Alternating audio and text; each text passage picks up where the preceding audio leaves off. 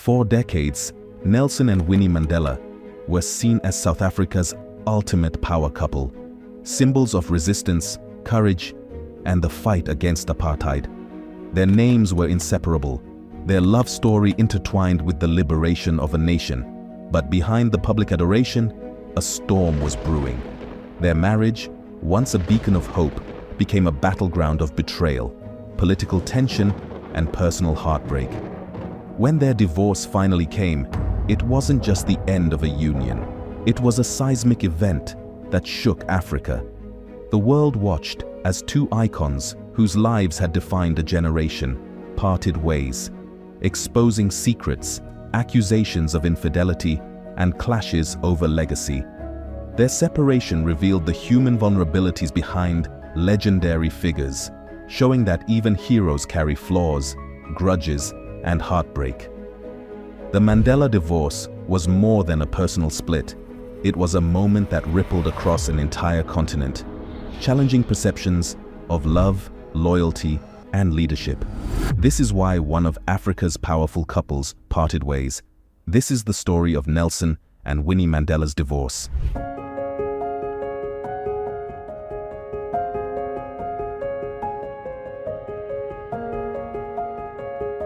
Nelson Mandela and Winnie Mandela met in the early 1950s in Johannesburg at a time when South Africa was deep in the grip of apartheid, a system that codified racial segregation and oppression.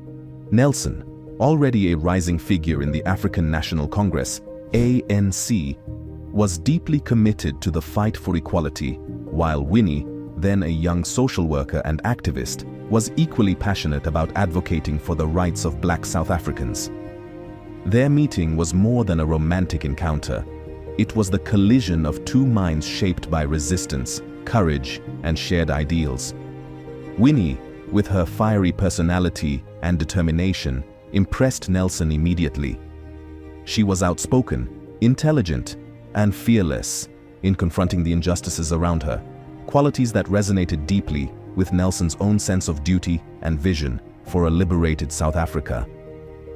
By the mid-1950s, their relationship had evolved into a committed partnership, and the two began dating seriously.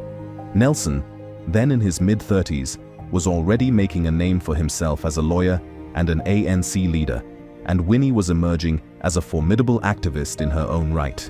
They shared a vision for a country free from racial oppression, and their bond was strengthened by their mutual dedication to social justice. It was not a conventional courtship, as the political environment around them was volatile, but it was profound.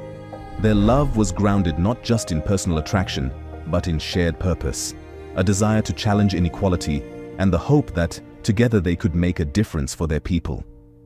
Nelson and Winnie married on June 14, 1958, in a small civil ceremony in Johannesburg. The wedding was understated due to the constraints of apartheid and the couple's focus on activism, yet it was also a deeply symbolic union. It represented not only their personal commitment to each other, but also a union forged under the pressures of political struggle. Mandela's family, close friends, and fellow activists attended, witnessing the beginning of a partnership that would soon become emblematic of resistance and resilience. From the very start, the couple's marriage was intertwined with politics. Their home became a hub for discussion, planning, and mobilization, as both Nelson and Winnie engaged with the movement to challenge apartheid policies. Shortly after their marriage, the couple began building a family. In 1959, they welcomed their first daughter, Zanani, followed by Zinzi in 1960. The birth of their children coincided with a period of intense political upheaval. Nelson Mandela's growing role in the ANC, his leadership in campaigns against apartheid, and the government's increasing surveillance and harassment placed enormous pressure on the young family. Winnie, now a mother, had to balance raising her daughters with her activist work.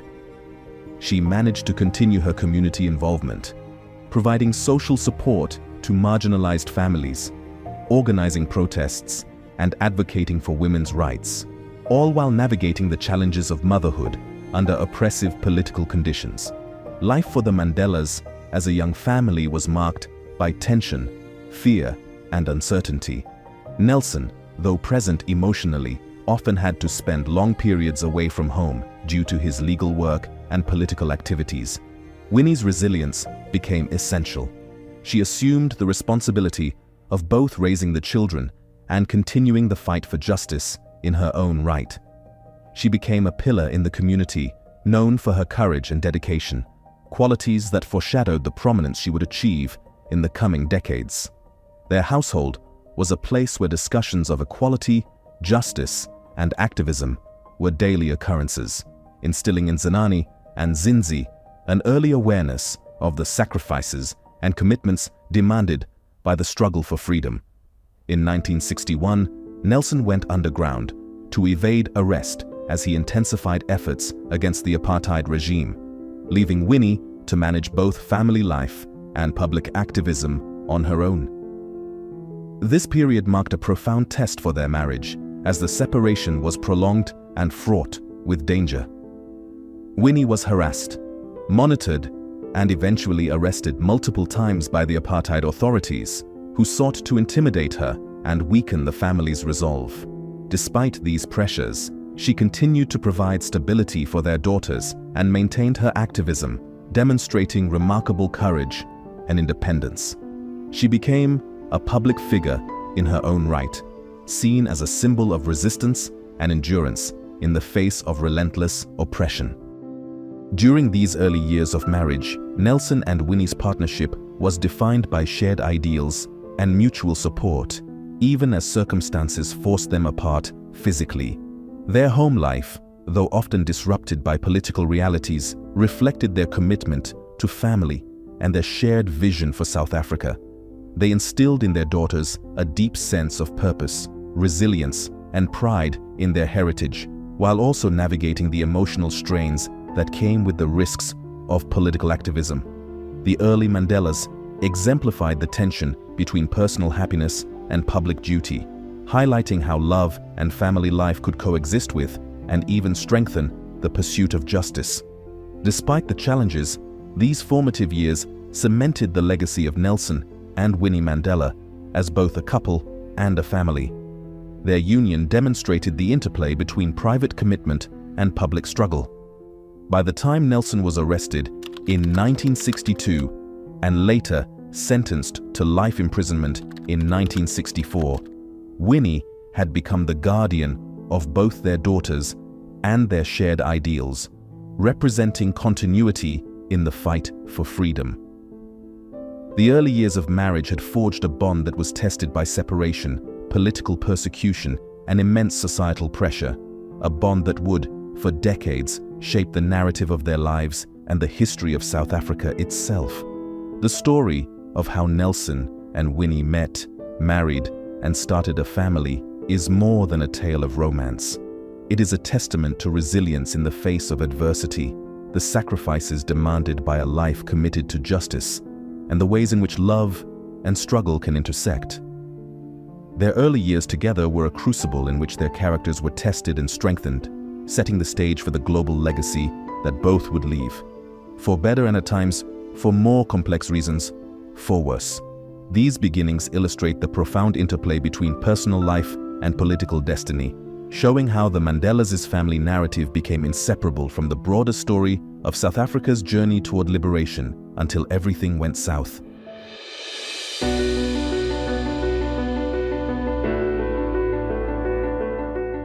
The early 1980s, the marriage between Nelson and Winnie Mandela was under immense strain.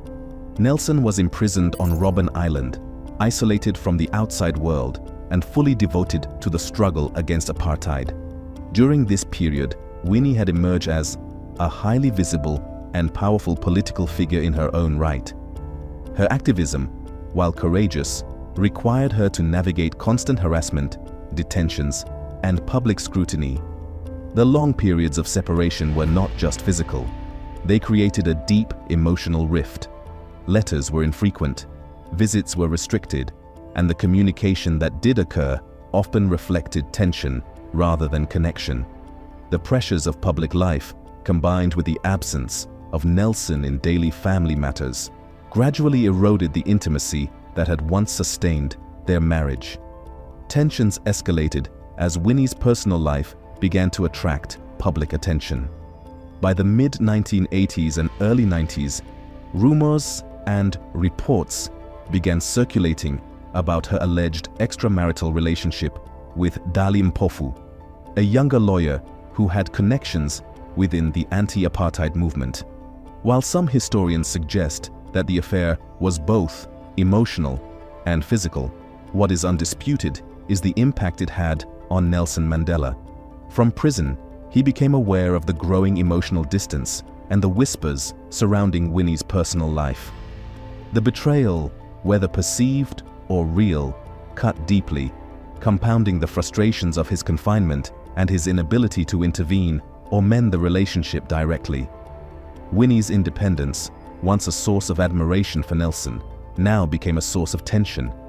Her public persona grew increasingly defiant, and her actions, from political confrontations to personal choices, sometimes conflicted with the disciplined image Nelson maintained from prison.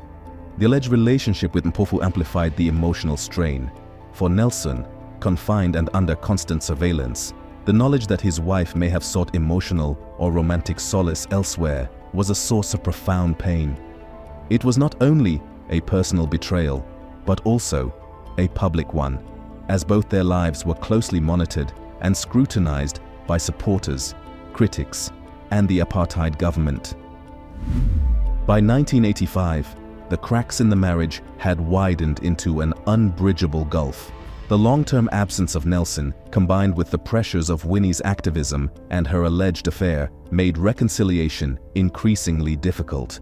Friends, relatives, and political allies observed the tension but could do little to intervene effectively. The emotional toll on Nelson was compounded by the broader stress of imprisonment.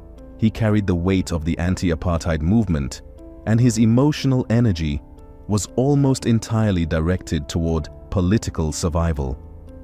Meanwhile, Winnie continued to navigate both her activism and personal life in the public eye, further complicating attempts at private resolution. The late 1980s marked the peak of the marital strain. Reports suggest that by this time, both Nelson and Winnie had begun emotionally distancing themselves. While they continued to share mutual respect and commitment to the liberation of South Africa, their personal relationship was fraught with mistrust and unresolved resentment. The alleged affair with Dali Mpofu had become a symbolic fracture, representing the growing divergence between Nelson's disciplined, political-focused life in prison and Winnie's assertive, independent, public, and personal existence outside. The combination of long-term separation, betrayal, and differing life trajectories made the marriage untenable. The formal process leading to divorce began in the early 1990s. By March 1996, after decades of emotional strain, political pressure, and personal betrayal, Nelson and Winnie Mandela officially ended their marriage. The divorce was as much about irreconcilable personal differences as it was about the broader circumstances imposed by apartheid. While Nelson remained deeply committed to the liberation struggle, Winnie's actions and public prominence had shifted the balance of their partnership. The dissolution of their marriage reflected the impossibility of maintaining a traditional family structure under the extraordinary pressures of political imprisonment, public scrutiny, and personal betrayal. In retrospect, the Mandela divorce serves as a reminder of the human cost of political struggle. The alleged relationship between Winnie and Dali Mpofu is often cited as a critical factor in the breakdown of their marriage, not merely because of infidelity itself, but because it symbolized the emotional chasm that had developed over years of separation and conflicting roles. Nelson's imprisonment removed his ability to influence events in his personal life, leaving him powerless to address the growing fractures. Meanwhile, Winnie's independence, while politically empowering, exacerbated the distance between them. Ultimately, the combination of prolonged separation, emotional strain, public scrutiny, and Winnie's alleged affair led to a marriage that could no longer withstand the pressures placed upon it. The divorce, finalized in 1996, marked the end of a partnership that had once symbolized both personal love and national liberation. It was a painful, public, and deeply human conclusion to a relationship shaped by extraordinary circumstances, a union that, despite its ultimate collapse, had profoundly influenced South Africa's journey and left a lasting imprint on the legacies of both Nelson and Winnie Mandela.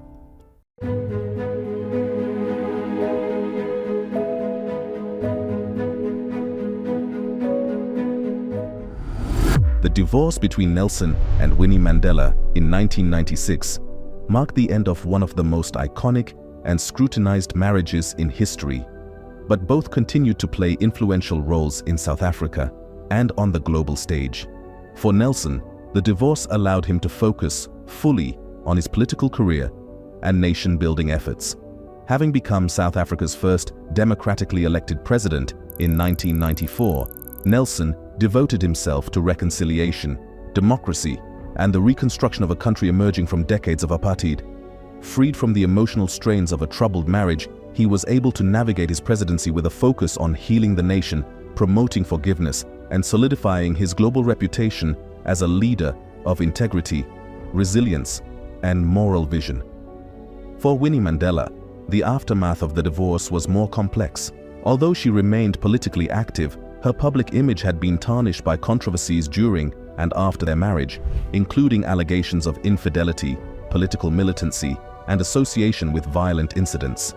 Despite this, she continued to serve in government roles and retained a strong following among some segments of South Africa's population who admired her courage and defiance during apartheid. She became a symbol of resilience for many women and activists, though her legacy remained deeply polarizing. The divorce also impacted their personal lives. Nelson maintained a quiet, private family life and later remarried in 1998, while Winnie focused on her daughters, grandchildren, and political engagements. Emotionally, the separation reflected the immense personal costs of a life intertwined with political struggle. Ultimately, while the divorce ended their personal union, both continued to influence South Africa in different ways. Nelson through reconciliation and leadership, and Winnie through activism and her symbolic role in the anti-apartheid movement, leaving a lasting, though complex legacy for the nation.